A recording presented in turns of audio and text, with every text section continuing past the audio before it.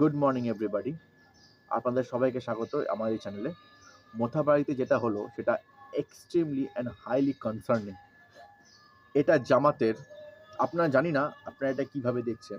আপনি হয়তো এটাকে দেখছেন একটা সিম্পল ব্লকেট ক্রিয়েট করে এসআইআর এর বিরুদ্ধে আন্দোলন করা হচ্ছে, but it is actually not.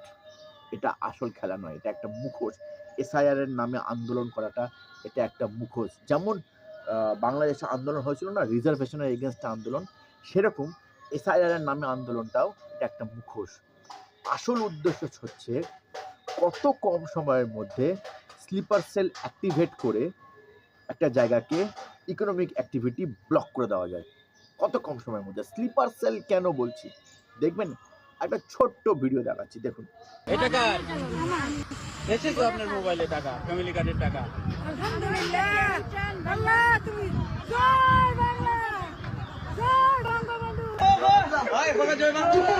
জয় বাংলা, জয় বাংলা, জয় বাংলা। শেখ হাসিনা আসবে, বাংলাদেশ আসবে। জয় বাংলা, জয় বাংলা। মহিলা কি বলল? জয় বাংলা, জয় বঙ্গবন্ধু। এই সিম্বলগুলোকে ধরে ধরে ধরে ধরে এগেলে আপনি বুঝতে পারবেন যে Bangladesh, nothing call Bangladesh, Bangladesh died at 5th August. Okay, পূর্ব পাকিস্তানের স্লিপার সেলগুলো আমাদের ভারতবর্ষে পশ্চিমবঙ্গে প্রতিটা জেলায় হাইলিভাবে সাবোটাজ করে দিয়েছে, ইনফিল্ট্রেট করে দিয়েছে, ডিপ ঢুকে গেছে। যারা যাদেরকে আপনারা রাস্তায় দেখছেন তো আছে, ডেফিনেটলি দে আর কি বলবো, দে আর ভেরি প্রমিনেন্ট। কিন্তু যাদেরকে আপনারা দেখতে পাচ্ছেন না, যে সমস্ত বাংলাদেশিদেরকে, ঠিক আছে, তারা কিন্তু অনেক উঁচু জায়গায় বসে আছে, কমান্ডিং পজিশনে বসে আছে। তাদের মধ্যে একজন হিরো হয়ে এসছে, এই মফিকুল ইসলাম, নাম জানি না, I don't know the proper name, Mofikullah কি নাম আছে, যাই হোক, উনি চেয়েছেন জিনিসটাকে লিড করে একটা হিরো হয়ে, হিরোয়েটিক ফেস হয়ে নিজেকে প্রকাশ করতে। বাট আমি বারবার বলছি, এটা একটা জামাতের প্ল্যান্ড অ্যাক্টিভিটি, অ্যাক্টিভিটি। কেন জামাতের প্ল্যান্ড অ্যাক্টিভিটি? আমি কালিয়াচকের, আমি খুব ভালো করে জানি কালিয়াচকের লোকজনদেরকে। ওরা ম্যাক্সিমাম ব্লকটা করলে না, সকালবেলা ব্লক করতে নামে, দুপুরবেলা গিয়ে ওরা থার একটু গিয়ে মাছ ভাত খেয়ে আসি, নিয়ে খেয়ে বলে আজ যাবো না দাদা, কালকে যাবো, একটু ঘুমাই। এটা আমাদের ইন্ডিয়ান মুসলমান ভাইরা 4 ঘন্টার বেশি রাস্তায় থাকে না। আমাদের পুলিশ যায়, গিয়ে বলে ভাই তোরা কেন করছিস, জানা, গিয়ে কর না, হয়ে গেল তো, করলি তো, ওরা মেনে নেয়। কিন্তু কালকে যেটা হলো 17 আওয়ার্স, এটা কোনোভাবেই কেবলমাত্র কালিয়াচকের মুসলমান ভাইরা করেছে, এটা করেনি না, এটা ভারতীয় মুসলমানের অ্যাক্টিভিটি নয়। This activity highly triggered by Jamaat, and which organization is on the eastern front of Malda ডিস্ট্রিক্টে পূর্ব দিকে আছে। জামাত কারা? জামাত হচ্ছে তারাই যারা বাংলাদেশি ইলেকশনে শেখ হাসিনা সরকারকে লাথি মেরে সরিয়ে সেট আপ হয়ে, যাই হোক যেটা বলুন, ইলেকশন হয়ে ভারতের যে বর্ডার এরিয়া আছে, পশ্চিমবঙ্গের বর্ডার এরিয়া আছে, ঠিক তার ঠিক পাশ জায়গাগুলোতে এসে বসেছে। ওই জায়গাগুলোতে ওরা জিতেছে, যাতে করে ওইখান থেকে আমাদের সব থেকে সেন্সিটিভ এরিয়া চিকেন নেকে মতো জায়গাগুলোকে এভাবে ডিস্টার্ব করা যায়, ইকোনমিক অ্যাক্টিভিটি যেন ডিস্টার্ব করা যায়।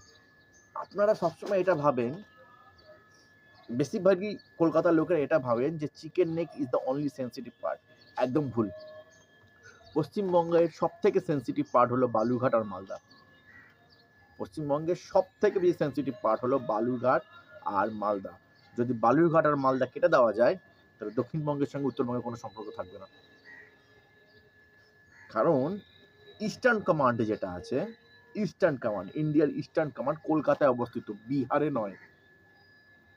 ইন্ডিয়ার ইস্টার্ন কমান্ড কলকাতায় অবস্থিত, বিহারে নয়। ওকে কাটিহার দিয়ে হ্যাঁ ঢুকবে না, ওকে যেতে গেলে ফারাক্কা ব্রিজ পার করে, তবে মালদা হয়ে, তবে কি যেন বলে, চিকেন নেক শিলিগুড়ি দিয়ে আসামে ঢুকতে হবে। সো কাট মালদা, সেটার একটা ট্রায়াল রান করলো জামাতি, যাকে লিড করেছে মফরকুল সামথিং, জায়দা কি নাম, এই এই ছোট ছোট বিষয়গুলো আপনাদেরকে বুঝতে হবে। ফেসবুকে অথবা টিভিতে কি কি হচ্ছে, কি কি ভিডিও হচ্ছে সেটা দেখাচ্ছি আপনাকে, দেখুন ছোট্ট ভিডিও। এসআইআর বিরোধী আন্দোলন। এসআইআর বিরোধী আন্দোলন বলতে যাদের এসআইআর এর নাম বাদ গেছে তাদের নাম তোলার জন্য মালদার কালিয়াচকে কালকে একটা ভয়ঙ্কর তাণ্ডব ঘটল। 12 নম্বর জাতীয় সড়ক প্রায় 18 ঘন্টার ওপরে বন্ধ এবং 7 জন বিচারক সাধারণ মানুষ নয়, তাদের বন্দি করে রেখেছে এবং আন্দোলনের নামে পুরোটাই গুন্ডামি, সংবিধান বহির্ভূত একটা হুলিগানিজম চলল। যে বিচারকরা, জুডিশিয়ারি অফিসাররা সেখানে কাজ করতে গেছিল, তারা কিন্তু হাইকোর্টের অর্ডারে তারা কাজ করছে নিয়মের মধ্যে থেকে।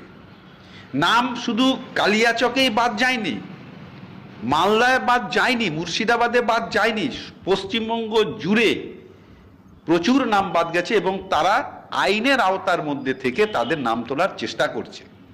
কিন্তু মালদার কালিয়াচকে যেটা ঘটলো সেটা হচ্ছে গাজোয়ারি, তাণ্ডব এবং জেহাদি কার্যকলাপ। আমি আবারও শব্দটা ব্যবহার করছি, জেহাদি কার্যকলাপ।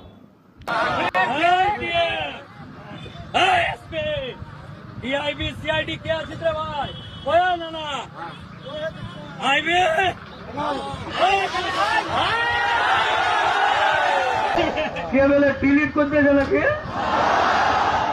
আর এত বড় ক্ষমতা! আপনি যাকে দেখলেন ইনি কিছুদিন আগে, দেখুন কিভাবে এই মডেলগুলো কাজ করে। এরা প্রথমে ভারতবর্ষে আসে, ভারতবর্ষে এসে এরা খুব সেকুলারিজম করে যে আমরা সবাই এক, আমরা সবাই মহান, আমাদের সবসময় উচিত সংবিধান মেনে চলা, সবসময় উচিত সংবিধানকে সাথে নিয়ে চলা। এন্ডে কী করে, যখনই ওদের কনফ্রন্টেশন একটা কিছু একটা অর্গানাইজেশন তৈরি হয়ে যায়, যখনই ওদের কাছে একটা গ্রুপ চলে আসে যেটা দিয়ে ওরা একটা অ্যাটাক করে দিতে পারবে, তখন ওরা কী করে, তখন ওরা রূপ চেঞ্জ করে নেয়। এই ধরনের আইনজীবীগুলো তখন সব জিহাদি, তাদের একটাই উদ্দেশ্য তখন ইসলামিক রাষ্ট্র বানানো, তখন একটাই উদ্দেশ্য। কেন বলছি? এটা হচ্ছে প্রি প্ল্যান্ড অ্যাক্টিভিটি।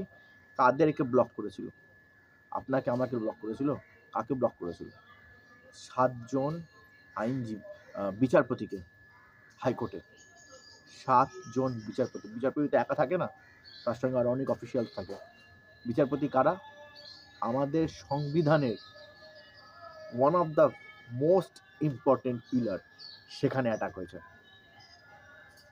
জামাত এটা দেখালো যে তুই ভুলে যা তোদের বিউরোক্রেসি, কোন এসপি আইএস এসব ভুলে যা, তোদের বিচারপতিকেও আমরা ফুটিয়ে দেবো যদি আমাদের এগেনস্টে কথা বলে। মানে জাস্ট ভাবুন, এখনো কি আপনারা চোখ বন্ধ করে থাকবেন?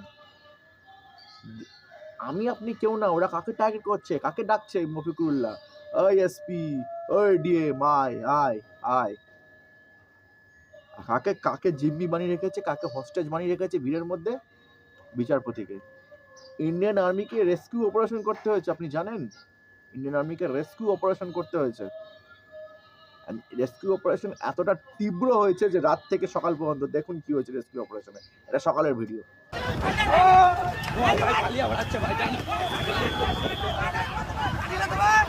এই তোমাকে কি করেছে? হ্যাঁ, প্রচুর পরিমাণে মারধর করেছে। আর কি যে এখানে চালালো ভাই, মুখ হাত পুরো জ্বলতে লাগলো ভাই, পুরো মুখ হাত জ্বলতে লাগলো। কি যে চালিয়েছে জানি না ভাই, পুরো মুখ হাত জ্বলতে লাগলো। সব কিন্তু পালাচ্ছে, গুলি বম ভাই সব কিছু ফায়ার করছে, বিষাক্ত গ্যাস ছাড়লো, যার কারণে কিন্তু সব মুখ হাত জ্বলে যাচ্ছে আর সব পালাচ্ছে। এইভাবে গুলিগালা চালাচ্ছে, তবে গিয়ে জায়গা ফাঁকা হয়েছে। But guess it, 17 hours.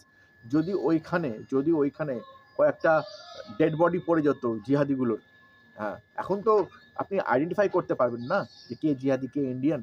সঙ্গে সঙ্গে আঙুল তুলে যাবে, দেখো ইন্ডিয়ান আর্মি মুসলমান বিরোধী। সঙ্গে সঙ্গে আঙুল উঠে যাবে যে ইন্ডিয়ান আর্মি মুসলমান বিরোধী, আন্দোলন শুরু যাবে ইন্ডিয়ান আর্মি এগেনস্টে। এটা হচ্ছে আসল গেম। আসল গেম কি ছিল আমি আবার বলছি, sleeper cell activation, trial run. কত কম সময়ের মধ্যে একটা জায়গার, মানে ইন্ডিয়ার অন্যতম ইম্পর্টেন্ট জায়গার ইকোনমিক অ্যাক্টিভিটিকে সিভিল প্রোটেস্ট দিয়ে ব্লক করে দেওয়া যায়। 17 আওয়ার্স একটা আর্মির জন্য হিউজ টাইম। আমি যদি 17 আওয়ার্স একটা হাইওয়ে ব্লক করে দিতে পারি, আমার অন্য ফ্রন্টে আমি একটা যুদ্ধ জিতে একটা জায়গা দখল করে নিতে পারবো। বুঝতে পারছেন তো? 17 আওয়ার্স হিউজ টাইম। এটা জামাত ট্রাই করে দেখলো যে হ্যাঁ আমরা 17 ঘন্টা ব্লক করে রাখতে পারি। এবার নেক্সট টাইম যদি জামাতকে অথবা পাকিস্তানকে, ইস্ট পাকিস্তানকে, আমাদের কোচবিহার অথবা আসামের তুরা ডিস্ট্রিক্টে অ্যাটাক করতে হয়, তো ফার্স্টে ও কী করবে? ফার্স্টে ও আমাদের ন্যাশনাল হাইওয়েকে ব্লক করবে। ও জানবে যে আমি 17 ঘন্টা এইবার ব্লক করতে পারবো না, এবার আমি 3 ঘন্টা ব্লক করে রাখতে পারবো। 3 ঘন্টা, বুঝতে পারছেন? হিউজ। 3 ঘন্টা একটা আর্মির জন্য। একটা আর্মি যদি রিইনফোর্সমেন্ট 3 ঘন্টা লেটে পৌঁছায়, একটা আর্মি 1/3 অংশ মরে যাবে। বুঝতে পারলেন তো? এইভাবে ক্যালকুলেশন হয়, আর্মি লেভেলে এইভাবে ক্যালকুলেশন করে। নর্মাল কন্ডিশনে 17 ঘন্টা ব্লক করে রাখতে পারি, তাহলে ওয়ার ফ্রন্টে আমি 3 ঘন্টা ব্লক করাতে পারবো সিভিল প্রোটেস্ট দিয়ে। 3 ঘন্টায় আমি কী করবো? একটা আর্মির একটা হিউজ পোর্শনকে ড্যামেজ করে দিতে পারবো, অথবা একটা জায়গা কিছুক্ষণের জন্য দখল করে নিতে পারবো।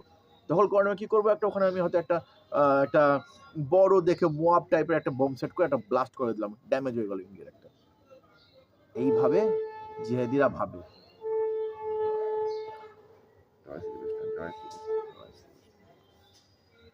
জাগুন, বুঝুন।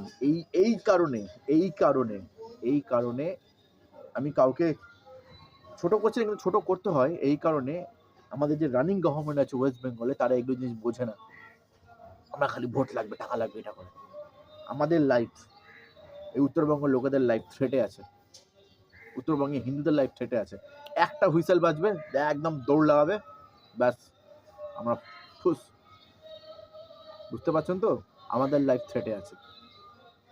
তো এই ভোটটাই আমাদের লাস্ট চান্স এই সমস্ত জিহাদিদের কাছ থেকে সমস্ত ক্ষমতা শরীরে নিজের হাতে নিয়ে নেওয়ার।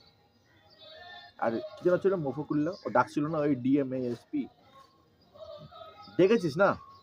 আসবে, একদম জমদূত হয়ে আসবে। আর তোর ভাগ্য ভালো, তোর মুখ দিয়ে তুই ইন্ডিয়ান আর্মিকে চ্যালেঞ্জ করিস না। আর যদি তুই ইন্ডিয়ান আর্মিকে চ্যালেঞ্জ করতিস, তাহলে বুঝে যেতিস কি হয়, ইন্ডিয়ান আর্মি যে কেমন করে হাতুড়ি হয়ে পড়ে। আর যত বড় বড় আলপিন আছে না, সব ঢুকে যাবে মাটিতে। যত জিহাদি যত অ্যাক্টিভিটি কর না, তারপর দেখাচ্ছে ইন্ডিয়ান আর্মি কী করতে পারে। করে দেখা আর একবার। আমরা বুঝে গেছি না। দেখ, আমার মতো সাধারণ ছেলে বুঝে গেছে, জামাতিদের বলছি, আমার মতো সাধারণ ছেলে বুঝে গেছে। তাহলে তুই ভাব, আমাদের যে আছে, এনআইএ আছে, মিলিটারি ইন্টেলিজেন্স এজেন্সি আছে, MIA, নামই শুনিসনি হয়তো, ওরাও বুঝে গেছে যে তোরা কী করতে চলেছিস। এখন তোদের উপরও আমাদের পাল্টা বার হবে। তুই দেখে নিস কেমন করে তোদের বাংলাদেশকে আমরা আনস্টেবল করে দিই।